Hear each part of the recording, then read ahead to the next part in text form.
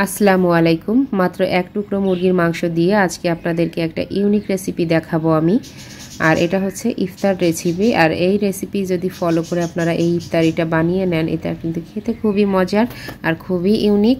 আশা করি আপনাদের কাছে এই ভিডিওটি ভালো লাগবে। না টেনে সম্পূর্ণ ভিডিওটি অবশ্যই দেখবেন। তো প্রথমে আমি এই যে এখানে আলু আর এক টুকরো মুরগির মাংস নিয়েছি, আর এগুলো আমি ভালোভাবে প্রেশার কুকারের মধ্যে দিয়ে সেদ্ধ করে নিয়েছি। আপনারা যে কোনো কড়াইতে বা হাঁড়িতেও সেদ্ধ করে নিতে পারেন। তো এখানে 4টা আলু আছে, আন্টি ভুল করে একটা আলু কেটে ফেলেছিল টুকরো করে, আমি সেটাও দিয়ে দিয়েছি। আর এদিকে আমি নিয়ে নিয়েছি 1.5 কাপ মতো গাজর কুচি, আর হচ্ছে গ্রেট করে নিয়েছি গাজরটা। পেঁয়াজ কুচি নিয়েছি 1 কাপ মতো, ধনিয়া পাতা নিয়েছি, আর 3-4টা কাঁচামরিচ কুচি। তো এখন এগুলো আমি নিয়ে নিচ্ছি একটা বোলের মধ্যে। নিয়ে এখন ভালোভাবে এগুলো আমি হাত দিয়ে চটকে নেব। এই আলুটা আর হচ্ছে মুরগির মাংসটা আমি ভালোভাবে চটকে নেব একসঙ্গে।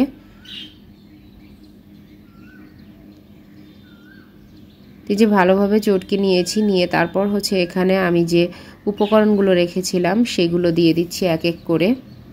আপনারা এখানে অন্যান্য যে কোনো রকম সবজি যদি দিতে চান সেগুলো দিতে পারেন, তবে এগুলোর সাথে যেটা যায় সেটাই দিবেন। যেগুলোতে পানি কম আছে সেই সবজিগুলো দিতে পারেন। তো এখন এগুলো আমি আবারও ভালোভাবে হাত দিয়ে আরেকটু চটকে মেখে নিয়েছি। নিয়ে এখানে 1 চা চামচ হলুদের গুঁড়া, 1 চা চামচ ধনিয়া গুঁড়া, 1.5 টেবিল চামচ আদা বাটা, 1.5 চা চামচ রসুন বাটা, 1 চা চামচ জিরা বাটা, আর দিয়ে দিলাম 1 চা চামচ মতো মরিচ বাটা, শুকনো মরিচ বাটা দিয়েছি। আপনারা গুঁড়া মশলাও দিতে পারেন।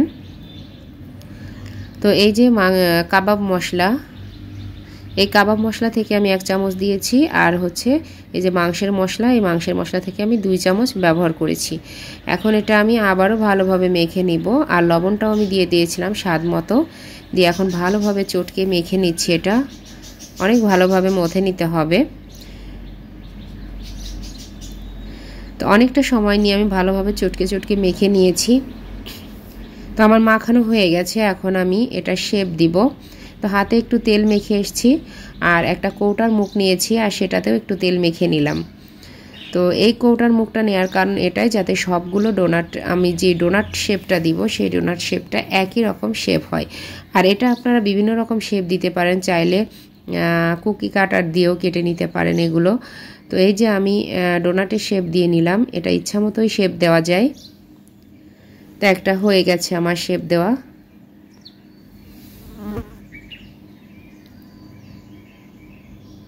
তো আমি এই যে আরও একটা দিয়ে নিচ্ছি। চেষ্টা করবেন ডোনাট শেপ দিয়ে যদি দিতে চান তাহলে এভাবে একটা কৌটার মুখ নিতে, তাতে সবগুলো ডোনাট সমান হবে, দেখতে সুন্দর লাগবে। তো আমার আরও একটা হয়ে গেছে।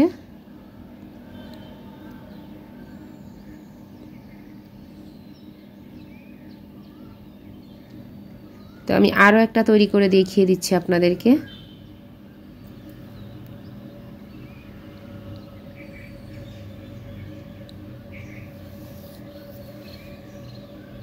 যখন কৌটার মুখ থেকে উঠতে চাইবে না, তখন আবার হালকা একটু তেল মেখে নিয়ে সবগুলো এভাবে করে নিতে পারেন। এই যে হয়ে গেল। তো বাকিগুলো আমি করে নিচ্ছি। তো এই যে বাকি সবগুলো আমার হয়ে গেছে। আর অর্ধেকটা আমি রেখে দিয়েছিলাম, সে অর্ধেকটা দিয়ে আমি যেভাবে চৌকা শেপ দিয়ে এখন একটু একটা চাকুর সাহায্যে কেটে নিচ্ছি।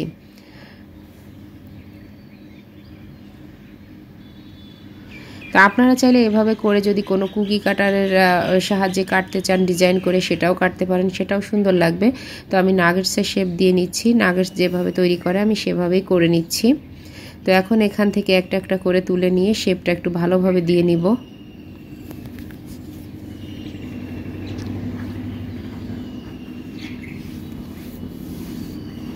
এই যে হয়ে গেছে একটা। আরও একটা করে দেখিয়ে দিচ্ছি। তো এভাবে একটু হাত দিয়ে শেপ দিয়ে নেবেন। আর আপনারা চাইলে যে কোনো শেপ দিতে পারেন, কোনো সমস্যা নেই। যে কোনো শেপ দিলে এটা দেখতে সুন্দর লাগবে।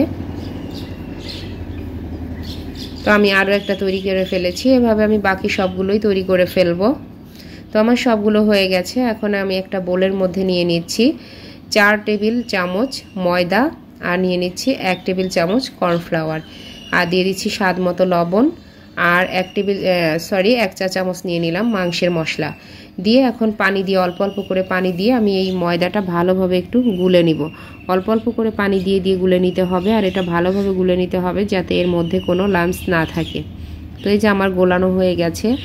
আর এই যে দেখতে পাচ্ছেন এটার কোটিংটা এমন হবে, কারণ এটা চপের মতো অতটা কোটিং হতে হবে না, এই যে জাস্ট এতটুকু হলেই হবে। তো এখন আমি একটা প্লেটে ব্রেড ক্রাম্বস ঢেলে নিচ্ছি, নিয়ে এখন আমি এটার মধ্যে এক একটা করে ডোনাট দিয়ে দিব আর হচ্ছে ব্রেড ক্রাম্বসে গড়িয়ে নিব। তো এই চামচটাতে হচ্ছে না, আমি একটা কাঁটা চামচ নিয়ে নিচ্ছি, এই যে কাঁটা চামচ নিয়ে নিয়েছি। তো কাঁটা চামচ দিয়ে এটা করতে ভালো লাগবে, মানে ভালো হবে আর কি। তো এই ডোনাটগুলোর শেপ আমি দিয়েই যেভাবে আলতো হাতে এগুলো বানিয়ে নিতে হবে একটু। তো একটা তৈরি করা হয়ে গেছে, আমি আরও একটা তৈরি করছি। এই যে প্রথমে আমি ময়দার গোলার মধ্যে দিয়ে নিচ্ছি, তারপর এখান থেকে সরাসরি ব্রেড ক্রাম্বসের মধ্যে দিয়ে দিচ্ছি।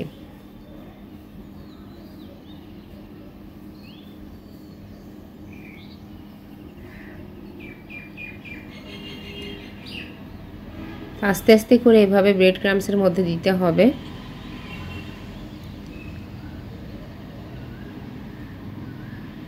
তো এই যে আমার আরও একটা হয়ে গেছে।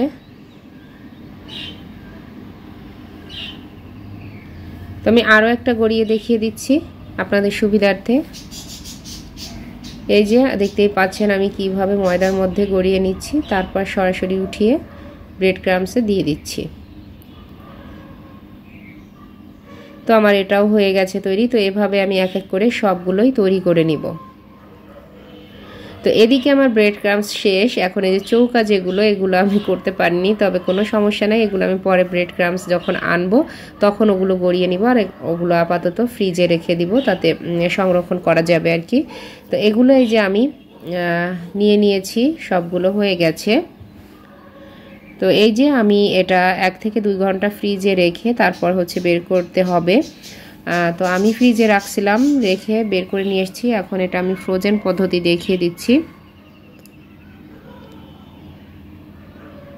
একটা টিস্যু পেপার দিয়ে নিচ্ছি একটা এয়ারটাইট বক্সে রেখে। তো টিস্যু দিলে হয় কি আপনার পরবর্তীতে এটা তাড়াতাড়ি উঠিয়ে নেওয়া যাবে এক এক লেয়ার করে, আর এটা যায় না, এটা লেগেও যায় না। তো এই যে চৌকাটা আমি ওই যে ব্রেড ক্রাম্বস যতটুকু ছিল তার মধ্যে 2টা চৌকাটা আমি গড়িয়ে নিয়েছি আর কি। তো এখানে আমি আরও এক লেয়ার দিয়ে দিচ্ছি।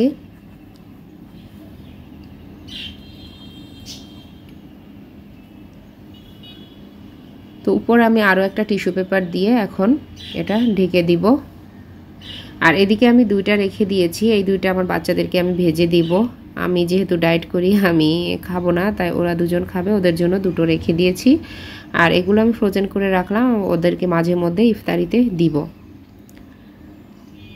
তো এখন এই 2টা আমি ভেজে নিচ্ছি। ভাজার জন্য আমি চুলাতে একটা প্যান বসিয়ে দিয়ে তেল গরম করে নিয়েছি, নিয়ে এখন ডোনাট 2টা দিয়ে দিয়েছি। একটু অপেক্ষা করে তারপর হচ্ছে উল্টে পাল্টে দিব একটু। তো এভাবে উল্টে পাল্টে দিয়ে এটা একটু ভেজে নিতে হবে, আর মিডিয়াম হিটে এটা ভেজে নিতে হবে। প্রথমে তেলটা একটু ভালোই গরম করে নিতে হবে। তো আমার এগুলো এই যে ভাজা হয়ে গেছে, আমি তুলে নিচ্ছি একটা প্লেটে। আর এটা দেখতে যেমন লোভনীয়, এটা খেতেও কিন্তু এত টেস্ট আর এত মজা। আপনি যদি একবার বানান তাহলে কিন্তু এর টেস্টটা আপনার মুখে লেগে থাকবে। আর এটা খুবই ইউনিক, খুবই সুন্দর একটা রেসিপি। তো আশা করছি আপনাদের কাছে ভিডিওটি ভালো লেগেছে, অবশ্যই আপনারা ট্রাই করে দেখবেন। আর অবশ্যই বেশি বেশি লাইক করবেন, কমেন্ট করবেন এবং শেয়ার করবেন। আর আমার চ্যানেলটি সাবস্ক্রাইব করে পাশে থাকা বেল বাটনটি ক্লিক করে দিবেন, যাতে আমার পরবর্তী ভিডিওগুলির নোটিফিকেশন সাথে সাথে আপনাদের কাছে পৌঁছে যায়। আসসালামু আলাইকুম।